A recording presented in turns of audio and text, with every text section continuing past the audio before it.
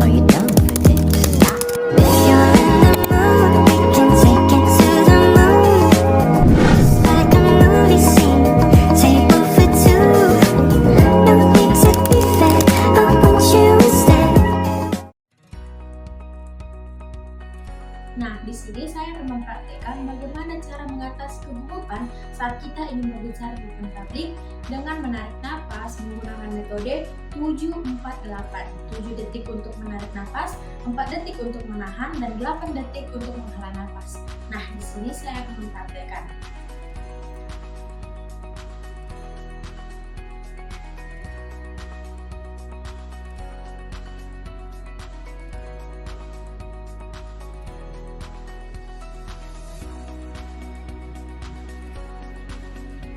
Nah, begitu kira-kira cara mempraktekannya dan semoga bermanfaat ya.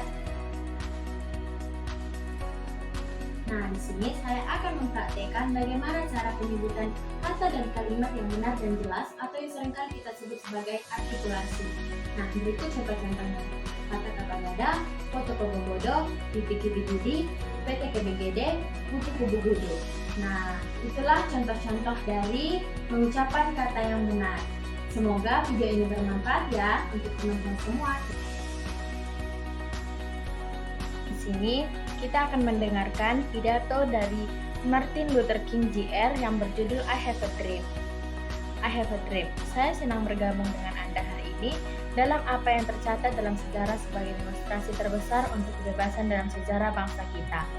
5 skor tahun yang lalu, seorang Amerika yang hebat, yang dalam bayangan simbolisnya kita berdiri hari ini, mendatangi proklamasi emansipasi. Keputusan penting ini datang sebagai mercusuar harapan yang besar bagi jutaan budak negro yang layu dalam api ketidakadilan yang kayu. Itu datang sebagai fajar sukacita untuk mengakhiri malam panjang penawaran mereka. Tetapi 100 tahun kemudian, orang negro masih belum bebas. 100 tahun kemudian, kehidupan orang negro masih lumpuh oleh belenggu segregasi dan rantai diskriminasi. 100 tahun kemudian, orang negro hidup di sebuah pulau kesepian yang miskin di tengah lautan luas kemakmuran material.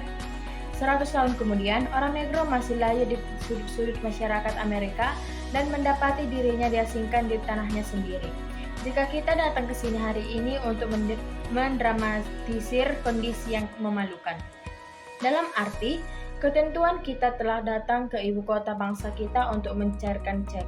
Ketika arsitek republik kita menulis kata-kata indah, konstitusi dan deklarasi kemerdekaan, mereka menandatangani surat promes yang setiap orang Amerika akan jatuh warisannya. Catatan ini adalah janji bahwa semua orang, yang pria kulit hitam beserta pria kulit putih akan dijamin hak hidup kemerdekaan dan pengejaran kebahagiaan. Hari ini jelas bahwa Amerika telah gagal untuk menghormati surat promes ini sejauh menyangkut warga negara kulit berwarna. Alih-alih menghormati kewajiban suci ini, Amerika telah memberi uang orang negro cek buruk, cek yang telah dikembalikan bertanda dana tidak mencukupi. Tetapi kita tidak menolak untuk percaya bahwa bank keadilan bangkrut. Kita menolak untuk percaya bahwa tidak ada cukup dana di brankas kesempatan bangsa ini. Jadi kita telah datang untuk mencairkan cek ini, cek yang akan memberi kita kekayaan, permintaan, keadilan, dan keamanan kebebasan. Kita juga datang ke tempat suci ini untuk mengingatkan Amerika akan urgensi yang sangat ini. Ini bukan waktunya untuk terlibat dalam kemewahan, pendinginan, atau obat penenang bertahap. Sekaranglah waktunya untuk mewujudkan janji-janji demokrasi. Sekaranglah waktunya untuk bangkit dari lembah gelap dan sunyi, segregasi ke jalan yang diterangi matahari dari keadilan rasial.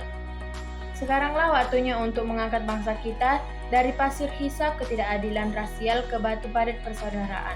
Sekaranglah waktunya untuk membuat keadilan menjadi kenyataan bagi semua anak Tuhan.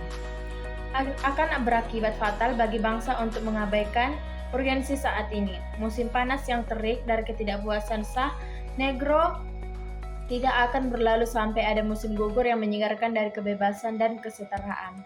1963 bukanlah akhir, tetapi permulaan. Mereka yang berharap bahwa orang negro perlu melampiaskan kemarahan dan kemudian akan puas akan mengambil kejutaan besar jika bangsa ini kembali ke bisnis seperti biasa. Tidak akan ada istirahat atau ketenangan di Amerika sampai orang negro diberikan hak kewarganegaraan mereka.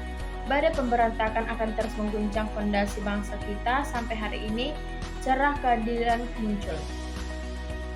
Ada sesuatu yang harus saya katakan pada orang-orang saya yang berdiri di ambang pintu hangat yang mengarah ke istana keadilan. Dalam proses mendapatkan tempat yang selayaknya, kita tidak boleh bersalah atas tindakan yang salah. Janganlah kita berusaha memuaskan dahaga kebebasan kita dengan meminum air secangkir kepahitan dan kebencian. Kita harus selalu melakukan perjuangan kita di dataran tinggi, martabat, dan disiplin. Kita tidak boleh membiarkan protes kreatif kita merosot menjadi kekerasan fisik. Sekali lagi, kita harus bangkit ketinggian megah untuk memenuhi kekuatan fisik dengan kekuatan jiwa. Militansi baru yang keluar, biasa yang telah melanda komunitas negro, tidak boleh membuat kita tidak mempercayai semua orang kulit putih, karena banyak bersaudara kulit putih kita, seperti yang dibuktikan oleh kehadiran mereka di sini hari ini, telah menyadari bahwa nasib mereka terikat dengan nasib kita. Mereka telah menyadari bahwa kebebasan mereka terikat tak terpisahkan dengan kebebasan kita. Kita tidak bisa berjalan sendirian. Dan ketika kita berjalan, kita harus berjanji bahwa kita akan selalu berbaris ke depan. Kita tidak bisa berbalik. Ada orang-orang yang bertanya kepada para penganut hak-hak sipil, kapan Anda akan puas? Kita tidak akan pernah puas selama orang negro menjadi korban horor polisi yang tak terkatakan. Kita tidak akan pernah puas selama tubuh kita masih lelah karena perjalanan yang berat, tak bisa mendapatkan penginapan di hotel jalan raya dan hotel-hotel kota.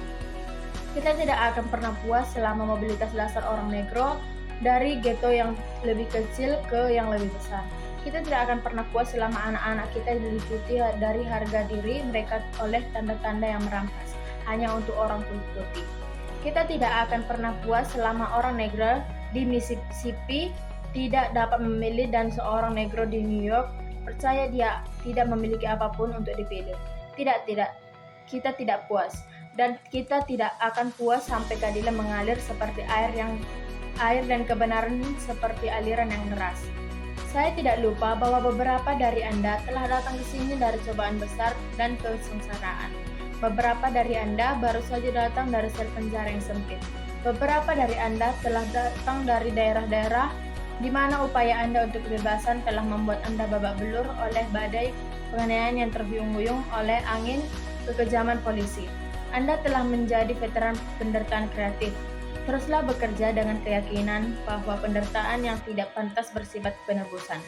Kembalilah ke Mississippi, kembalilah ke Alabama, kembalilah ke South Carolina, kembalilah ke Georgia, kembalilah ke Louisiana, kembalilah ke daerah kumuh dan ghetto di kota-kota utara kita. Mengetahui bahwa entah bagaimana situasi ini akan bisa diubah.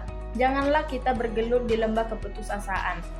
Jadi saya mengatakan kepada Anda hari ini, teman-teman saya, bahwa meskipun kita menghadapi kesulitan dari hari ini dan besok, saya masih memiliki mimpi.